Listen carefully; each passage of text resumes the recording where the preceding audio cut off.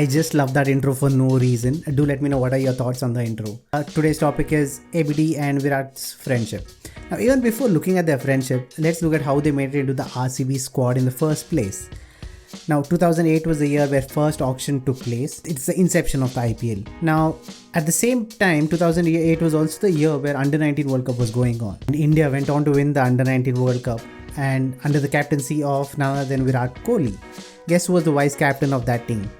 Ravindra Jadeja. Now, there were other few noticeable players who are still playing in the IPL. Saurabh Tiwari, who plays for Mumbai Indians, Manish Pandey, Siddharth Kaul, Srivatsa Goswami, and obviously Ravindra Jadeja. Obviously, there was no auction which was held for the under-19 players, so there was a different system to pick the under-19 players. There was something called as a draft system.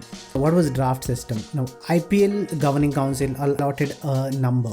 So there were 8 teams, so they allotted them 1, 2, 3, 4, 5, 6, 7, 8. Fortunately, Delhi was the first team to pick a player. Now, Delhi picked Pradeep Sangwan. They did not pick Virat Kohli. Now, Virat Kohli is from Delhi. In Delhi's defense, why didn't they pick Virat Kohli? Delhi already had the likes of Virendra Sehwag, Gautam Gambhir, Shikhar Dhawan, who was not a known entity at that point in time, Dinesh Karthik, Manoj Tiwari. They had AB de Villiers, Tilakaratne Dilshan. I'm not surprised why they didn't pick Virat Kohli and they picked Pradeep Sangwan. I think that was one of the mistakes that Delhi have made. To cover that mistake, they went on to buy Unmukh Chand in the year 2011. 2012, Unmukh Chand, captain of the Under-19 team, which went on to win the Under-19 World Cup in the year 2012, and he scored a beautiful century against Australia. He scored 111 runs. So RCB got the chance and RCB picked Virat Kohli.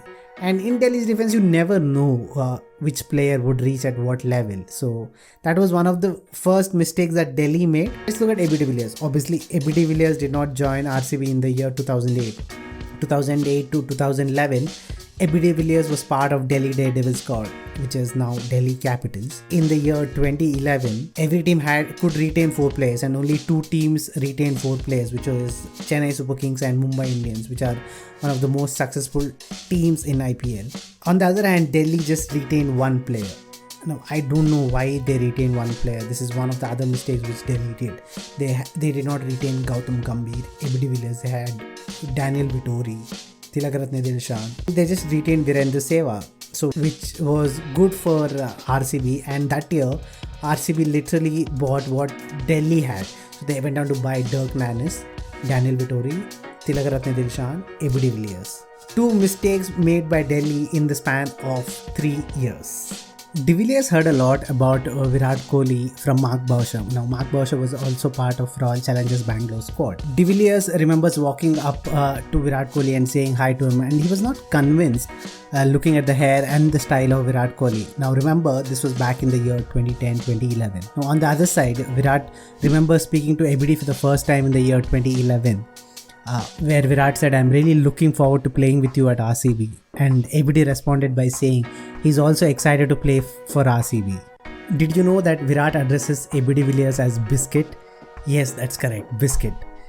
Virat revealed the reason why he addresses de Villiers as Biscuit. He picked up this South African slang, so people that you like, you're close to, you call them Biscuit, Biscotti, because everyone loves biscuits. Now, there is another aspect to this friendship. Now look at what AB de Villiers has to say about Virat Kohli. I'm scared to say anything to him now, because if I say like, "Oh, I like your shoes," the next minute he organizes me those shoes. I'm like, "Virat, just stop it." I was like, "My phone is flat again." "Oh, you need a power bank." There you go. Now the power bank is mine. I told him I liked the coffee the other day. Now I'm getting an espresso machine. He's ordered on Amazon. You just love to hear such stories from cricketers, isn't it? Kohli, along with AB de Villiers, has been an integral part of RCB. Now, thanks to IPL, many players from different countries come together as part of one team and become friends. It's a joy to watch Virat and ABD bat together. It doesn't matter which team you support, be it Mumbai Indians, Chennai Super Kings, Sunrisers Hyderabad, Delhi Capitals. Just love to watch them bat.